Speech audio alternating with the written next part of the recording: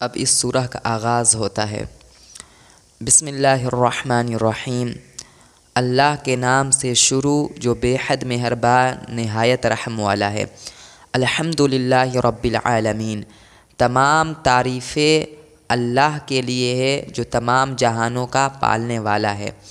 یہاں پر الف لام آیا، الحمد، حمد کہتے ہیں تعریف کو، اور الف لام عربی میں کوئی چیز کو خاص بنانے کے لیے آتا ہے، جیسے انگلش میں دا آتا ہے، جیسے کیٹ مطلب کوئی بلی اور دا کیٹ مطلب کوئی خاص بلی، لیکن ہمیشہ یہ خاص بنانے کے مطلب میں نہیں آتا ہے، بعض دفعہ یہ استغراق کے مطلب میں آتا ہے، یعنی اس چیز کے ترجمے کے پہلے تمام لگ جاتا ہے، جیسے حمد مطلب تعریف اور الحمد مطلب تمام تعریفیں، یہ استغراق کے مطلب میں ہیں۔ یہاں پر بھی الف لام یعنی استغراق کے مطلب میں استعمال کیا گیا ہے۔ الحمدللہ، تمام تعریفیں اللہ کے لیے ہے۔ کیوں تمام تعریفیں اللہ کے لیے ہے؟ کیونکہ رب العالمین، تمام جہانوں کا وہ پالنے والا ہے، تمام جہانوں کو اس نے پیدا کیا۔ آج دیکھیں، اگر کوئی بھی انسان کسی چیز کا، کسی قدرت کے منظر کا تعریف کرتا ہے تو اصل میں وہ اللہ تعالیٰ کی تعریف ہے۔ کیوں تعریف ہے اللہ تعالیٰ کی؟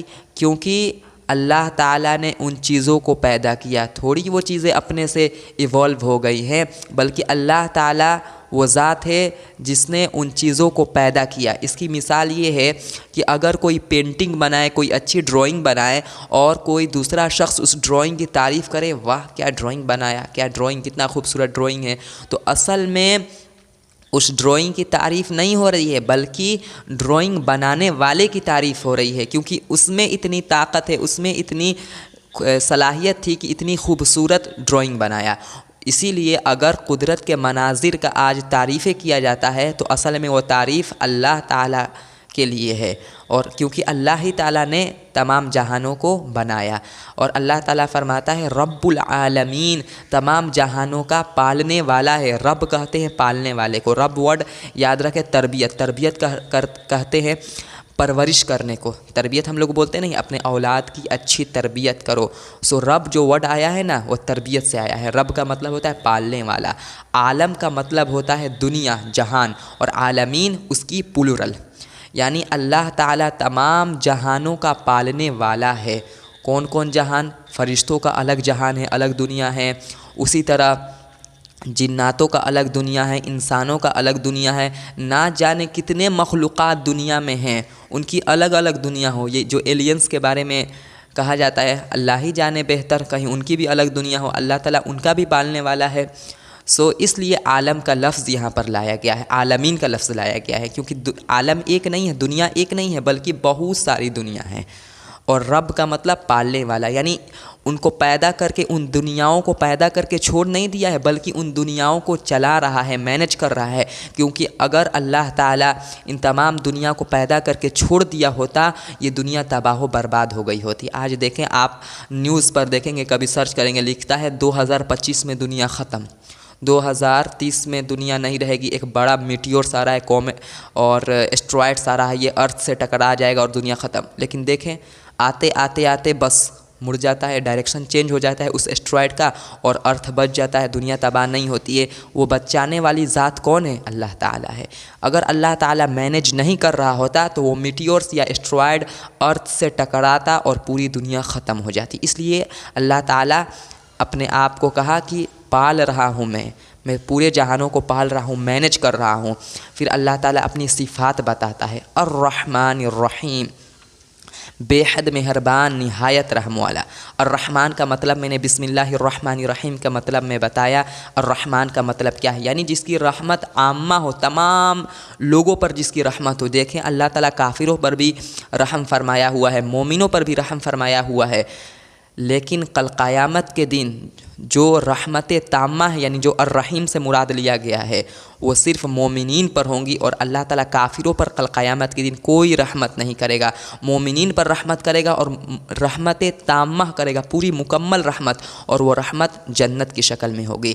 لیکن الرحمن کا مطلب جو ہے یعنی پورے لوگوں پر ابھی رحمت کر رہا ہے، کافر کو بھی کھانا دے رہا ہے، رزق دے رہا ہے، پانی دے رہا ہے، حالانکہ وہ اللہ کا انکار کرتا ہے۔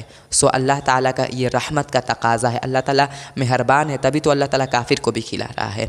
اب اللہ تعالیٰ اپنی بزرگی بیان کرتا ہے، مالک یوم الدین، مالک ہے روز جزا کے دن کا، یعنی کل قیامت کا دن ہوگا اور سزا اور جزا کا دن ہوگا، فیصلہ کا دن ہوگا، اس دن کا وہ مالک ہے۔ مالک تو اصل میں آج بھی اللہ ہی تعالیٰ اس دنیا کا ہے۔ اگر اللہ تعالیٰ چاہے تو اس دنیا کو سیکنڈوں میں تباہ و برباد کر دے اور ختم کر دے، نیست و نابود کر دے، لیکن اللہ تعالیٰ نے ابھی ہم لوگوں کو مہلت دیا ہوا ہے۔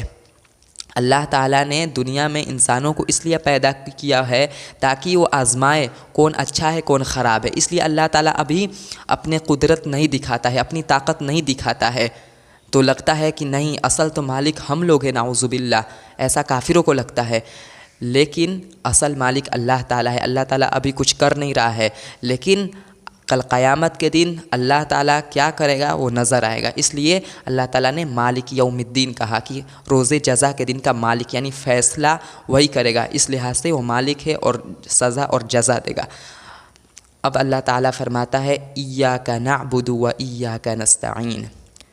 اللہ تعالیٰ ہمیں ایک دعا سکھا رہا ہے، اور ایک حدیث ہے جس میں نبی صلی اللہ علیہ وسلم نے ارشاد فرمایا کہ نماز کو اللہ تعالیٰ نے اپنے اور اپنے بندے کے درمیان تقسیم کر دیا ہے، بانٹ دیا ہے، نصف بندے کے لیے ہے اور نصف اللہ تعالیٰ فرماتا ہے میرے لیے ہے۔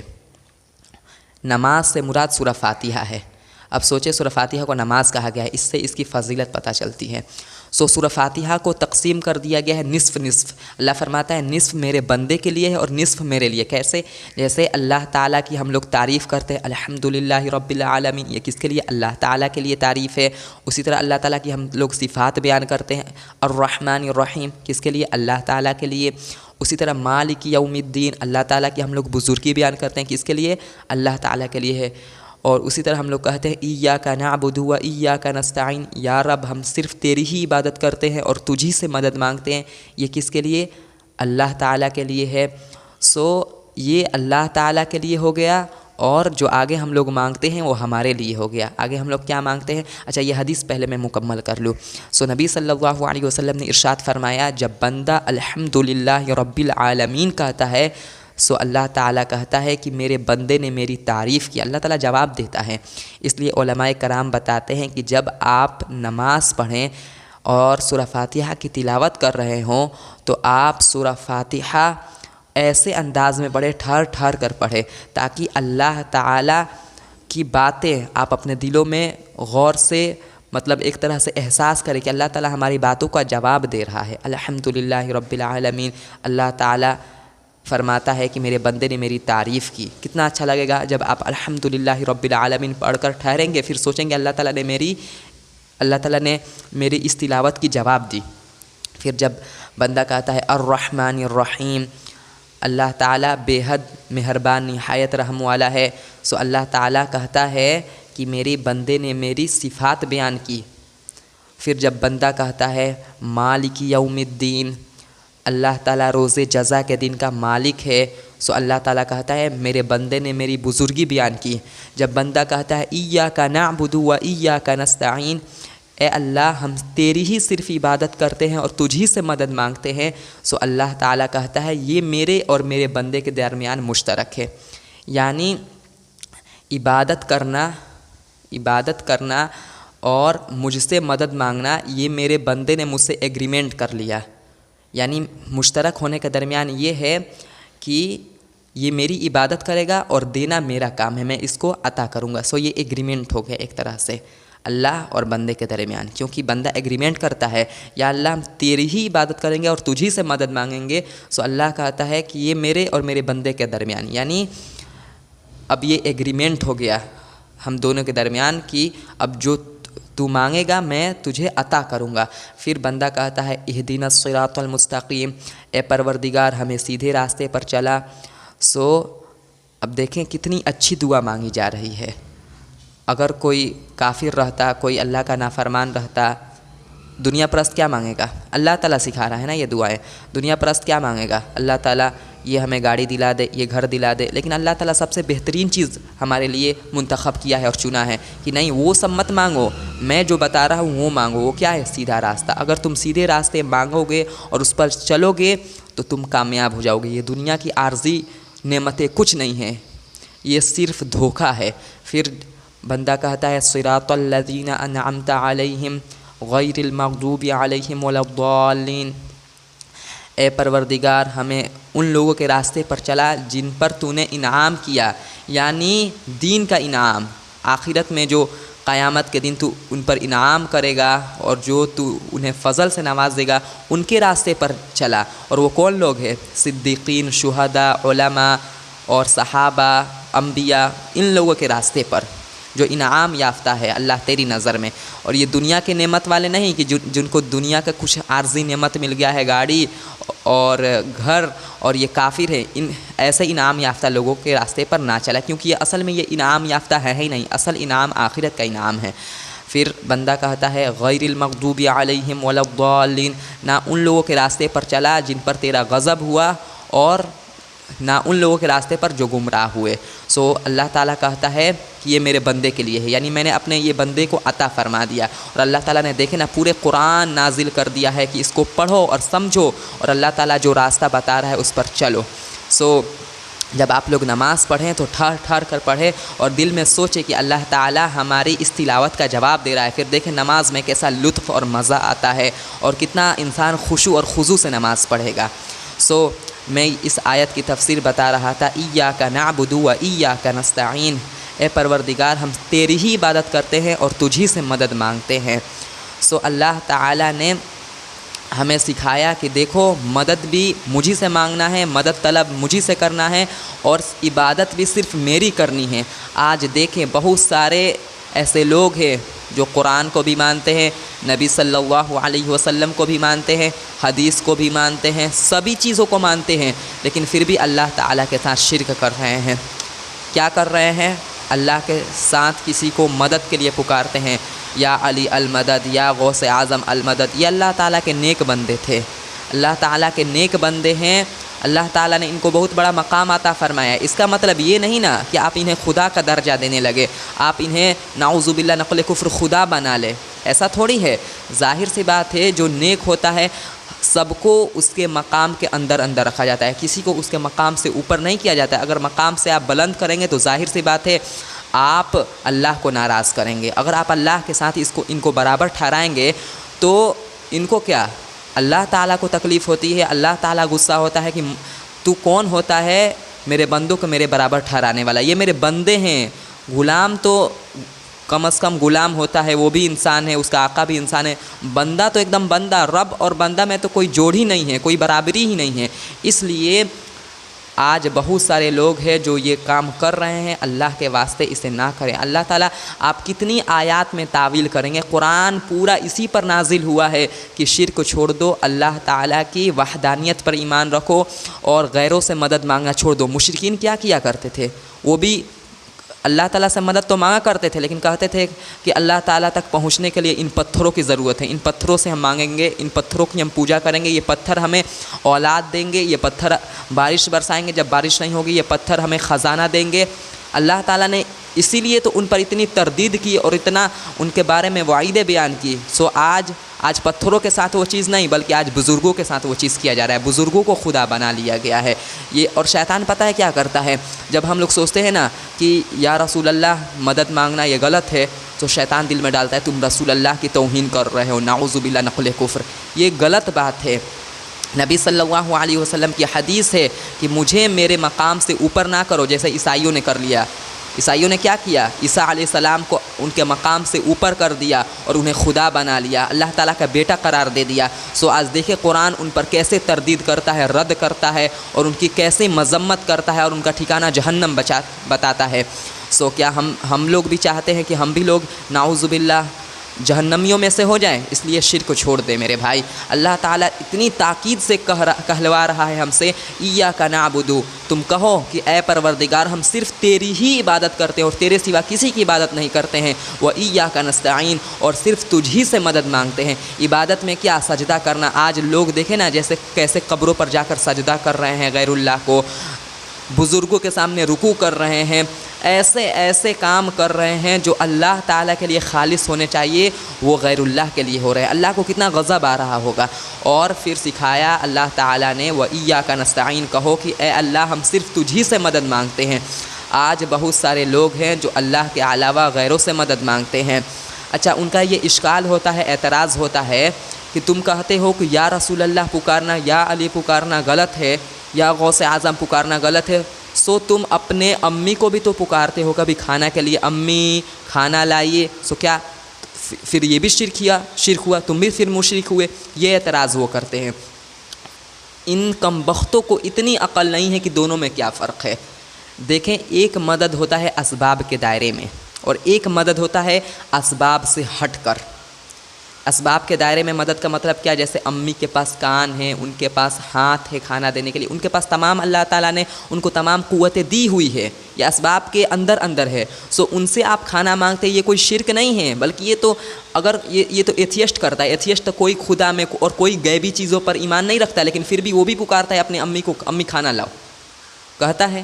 لیکن ایک مدد ہوتا ہے اسباب سے ہٹ کر، یعنی کان بھی نہیں ہے ان کے پاس، وہ ہیں دلی، اور آپ پکار رہے ہیں امی کھانا لاؤ، اور آپ کا یہ عقیدہ ہے کہ امی وہاں سے کھانا لائیں گی، یہ والا شرک ہے، یہ شرک کی ایک قسم ہے۔ سو آج ایسا ہی ہو رہا ہے کہ فلاں بزرگ کو پکارا جا رہا ہے، یا غوث اعظم المدد، اور عقیدہ رکھا جاتا ہے کہ وہ سنتے ہیں وہ ہماری مدد کریں گے، یہ غلط ہے، یہ صرف اللہ تعالیٰ سے لو لگانی ہے ہمیں۔ سو اللہ تعالیٰ نے اسی چیز کی تردید کی، اور اللہ تعالیٰ نے فرمایا کہ کہو اے پروردگار ہم صرف تیری ہی عبادت کرتے ہیں۔ اب اللہ تعالیٰ کہتا ہے کہ یہ میرے اور میرے بندے کے درمیان ایگریمنٹ اب ہو گیا، اب معاہدہ ہو گیا، یہ صرف میری عبادت کرے گا اور مجھ سے مدد مانگے گا۔ اب اللہ تعالیٰ سکھاتا ہے، اب کہو اہدنا الصراط المستقیم، اے پروردگار ہمیں سیدھے راستے پر چلا۔ دیکھیں کتنا اچھا دعا سکھائی گئی ہمیں، سیدھا راستہ کی دعا۔ کون سا راستہ؟ جو زنا والا راستہ نہ ہو، چوری والا راستہ نہ ہو، ڈکیتی والا راستہ نہ ہو، اور پاکیزہ زندگی والا راستہ، جو پورا قرآن جس پر نازل ہوا، الف لام میم سے والناس تک جو قرآن ہے سورہ فاتحہ کے بعد، وہ پورا اسی مضمون کو بیان کر رہا ہے کہ سیدھا راستہ کیا ہے۔ سیدھا راستہ کیا ہے؟ آپ پورا قرآن پڑھیں، انشاءاللہ تفسیر میں آپ کو پتہ چلے گا اللہ تعالیٰ نے کن چیزوں سے منع کیا ہے اور کن چیزوں کا کرنے کا حکم دیا ہے۔ پھر بندہ کو اللہ تعالیٰ بندہ کو سکھاتا ہے، کہو صراط الذین انعمت علیہم، اے پروردگار ہمیں ان لوگوں کے راستے پر چلا جن کا تجھ پر انعام ہوا، یعنی انعام یافتہ لوگوں کے راستے پر چلا۔ دیکھیں ایک ہم انعام سمجھتے ہیں، جیسے ہم لوگ جب کافر کو دیکھتے ہیں تو سمجھتے ہیں یار اس کے پاس کتنی اچھی گاڑی ہے، کتنی کروڑ کی گاڑی ہے، اور کتنا اچھا اس کے پاس گھر ہے، کتنی اچھی اس کی لائف ہے، یہ انعام یافتہ ہے، ہم لوگ یہ سمجھتے ہیں۔ لیکن اللہ تعالیٰ کہہ رہا ہے یہ انعام یافتہ نہیں ہے، بلکہ یہ دنیا کا دھوکے والا ساز و سامان اسے ملا ہے۔ انعام یافتہ اصل وہ ہیں جنہیں کل قیامت کے دن اللہ تعالیٰ انعام سے نوازے گا، جنت عطا فرمائے گا، وہ انعام یافتہ ہے۔ سو اللہ تعالیٰ سکھا رہا ہے ان لوگوں کے راستہ مانگو، ان لوگوں کے راستے پر چلنے کی توفیق مانگو جن پر اللہ تعالیٰ کل قیامت کے دن انعام کرے گا جنت کی صورت میں، اور ان پر اپنی رحمت نازل کرے گا۔ پھر اللہ تعالیٰ نے سکھایا غیر المغضوب علیہم ولا الضالین، اے پروردگار ہمیں ان لوگوں کے راستے پر نہ چلا جن پر تیرا غضب ہوا۔ غضب والے کون لوگ ہیں؟ غضب والے وہ لوگ ہیں جنہوں نے حق کو جانا، حق کو پہچانا، سچائی جانی کہ آپ صلی اللہ علیہ وسلم سچے ہیں، قرآن سچا ہے، اللہ تعالیٰ برحق ہے، اس کے باوجود بھی دنیا کی آشائشوں کو دیکھ کر، دنیا کی رنگیلیوں کو دیکھ کر متاثر ہو گئے اور دین کو پس پشت ڈال دیا، دین کو ویلیو نہیں دیا، ان لوگوں پر اللہ تعالیٰ کی غضب ہوا۔ تو ایسے لوگوں کے راستے پر چلنے سے اللہ تعالیٰ ہمیں پناہ میں رکھیں، محفوظ رکھیں۔ اور اس صورت میں ہمیں سکھایا گیا ہے کہ ہم لوگ ایسے لوگوں کے راستے پر نہ چلانے کی، یعنی اللہ تعالیٰ ان کے راستے پر نہ چلائے، اس کی ہمیں حفاظت مانگی گئی ہے اس صورت میں۔ پھر اللہ تعالیٰ فرماتا ہے وَلَا الضَّالِينَ غَيْرِ الْمَغْضُوبِ عَلَيْهِمْ وَلَا الضَّالِينَ، اور ان لوگوں کے راستے پر بھی یا رب نہ چلا جو گمراہ ہوئے۔ گمراہ ہونے والے کون لوگ ہیں؟